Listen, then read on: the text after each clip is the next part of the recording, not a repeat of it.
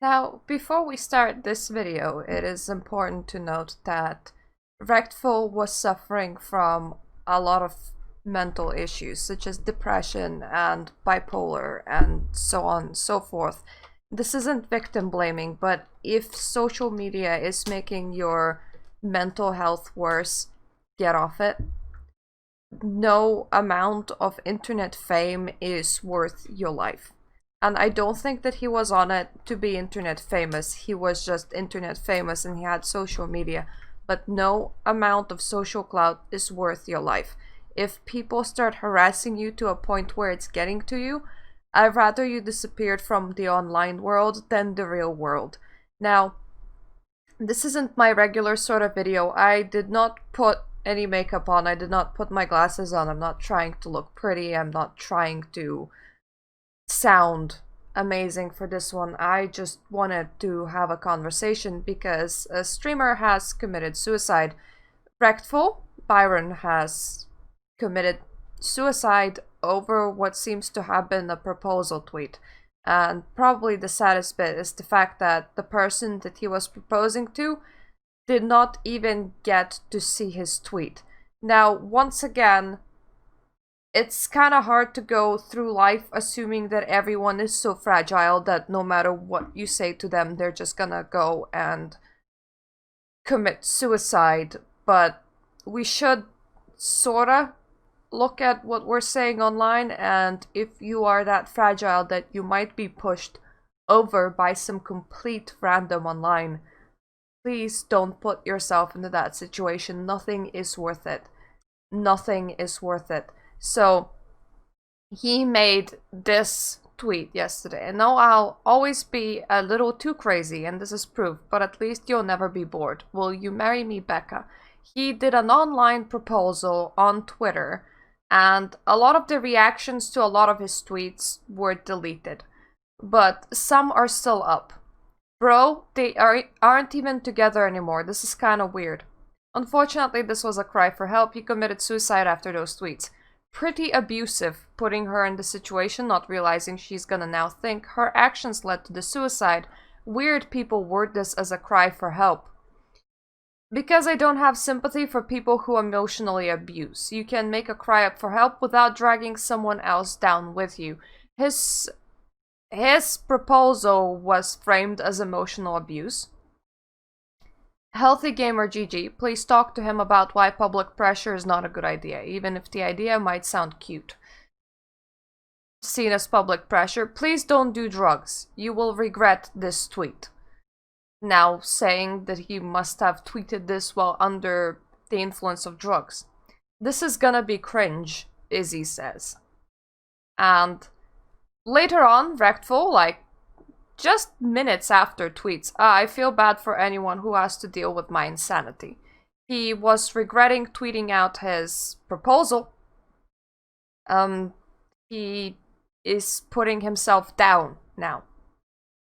And a lot of the tweets from here were deleted, because yesterday I came onto Reckful's Twitter and I saw top tweet being just pulled the trigger already. Now, these are like the top level of problematic when somebody is suicidal. It's kind of like seeing a man that's about to jump off the roof and shouting, "Go ahead, jump." And in reality, you can't really jail people for that. You can't really punish people for tweets like that. Because they don't know that man. They have no empathy towards that man. And they get absolutely nothing from trying to discourage him from jumping. So they just get annoyed and they yell, "Hey man, just jump already. Let the rest of us get on with our days."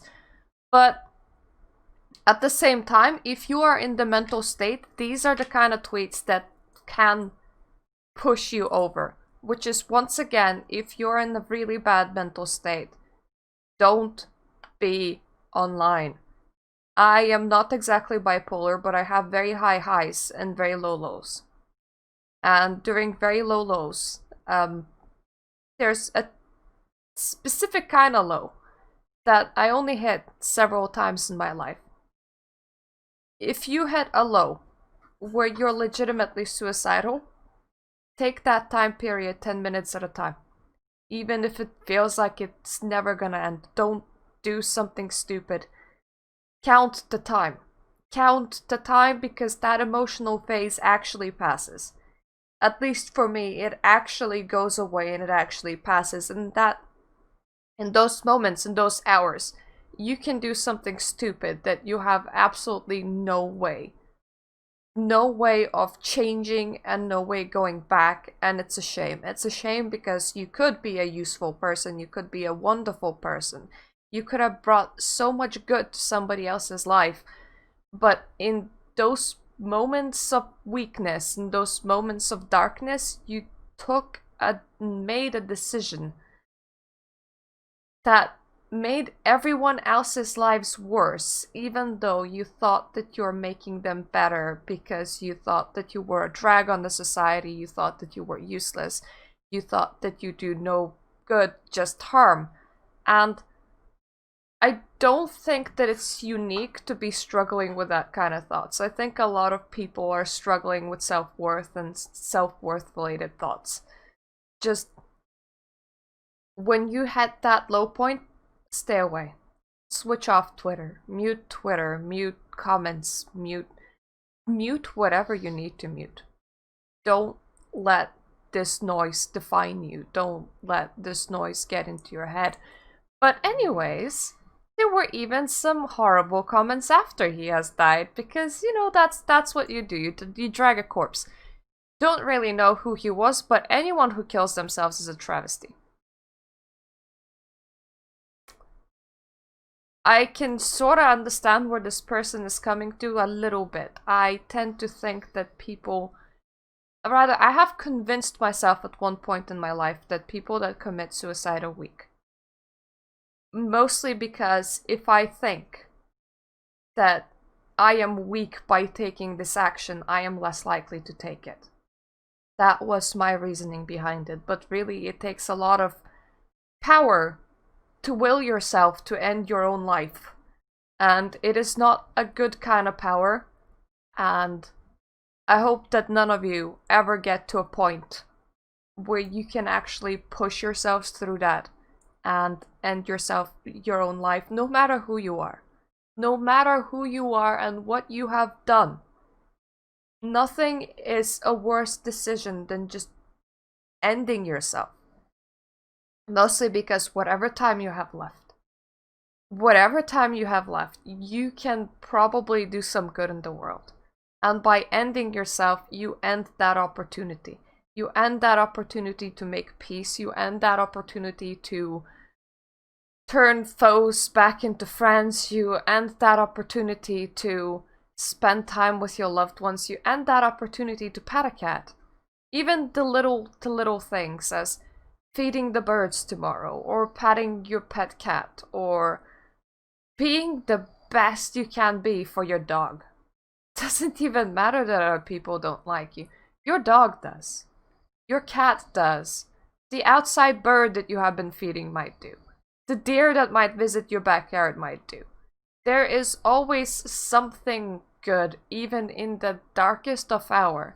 And by making sure that you do not pass that darkest of hour, you remove the ability from yourself to experience those nice and good things, even those little things that won't make a big impact. But they made the impact in that cat's life. It felt good for that second when you were petting it. Doesn't even matter that it's not your cat. Doesn't even matter that you were petting somebody else's cat on the sidewalk. It felt happy. You made it happy at that point. Doesn't matter how small the action is. It doesn't matter how the fact that it's insignificant. Don't rob yourself of nice moments. No amount of vile comments on the internet is worth that. I feel bad for anyone who has to deal with my insanity, and this person posted before they knew that this man has committed suicide. They noticed that an account called Struggle Tweets has retweeted his Marry Me Becca post because it was so pathetic and so funny. Then this account, once again, was dragging an already dead man. Someone committed a whoopsie. Ending your life is not a whoopsie, mate. And I know that a lot of these accounts commenting, they're probably little children. Honestly, they're probably little children, which is why I'm not gonna be like, arrest this man or get them off Twitter, but even if you have a small brain, perhaps think twice before posting that post button, because at some point in your life, you probably are gonna regret it. It's not a good look. You are doing it to troll, and at some point, you will probably realize just what kind of horrible thing you said when you were little, and you are gonna be pretty embarrassed by it. You're gonna regret it. And we all probably have some regrets that we carry from childhood, honestly. So I'm not gonna be linking to these. Don't drag these accounts. There's no need to drag these accounts, but think twice before you post these kind of things. And as for abuse online, all social media is very, very abusive. It doesn't matter how big or how small you are. When people disagree, they try to do it in not a polite way. I decided to pull on a collage of comments that I have received in the past few weeks. And now, keep in mind that my positive to negative comments ratio is probably like 95% positive. You guys are really nice. You guys are really nice to me. But from time to time, you have people like this. And there were a lot more, but I actually went on and deleted them. Because whenever I wake up and I get a comment such as, your voice sounds like a horse is deep-throating you, I just go, and that has no substance, and I click hide user from my channel. I'm sorry. I am sorry, but if I see an account with 0 subscribers, 0 anything, and no avatar, make just a purposely incendiary comment that brought absolutely no substance whatsoever, I will actually remove it. Now, if they do say something that I can respond to, even if the comment is like 80% insults, but like the last bit is a question, I actually respond to it instead, answering the question and just ignoring the insults. So sometimes people go, how do I stop this horrible woman from appearing in my recommended page, you know, on the homepage on YouTube? And I come in and I go, actually, what you do is you right click on the video and then you select do not show videos from this user ever again. I am probably on your recommended video page because you have been watching similar content to mine and YouTube thought that I was a good fit. Obviously, I am not. There's nothing wrong with that. A lot of people respond to that with, wow, I didn't actually expect an answer like that.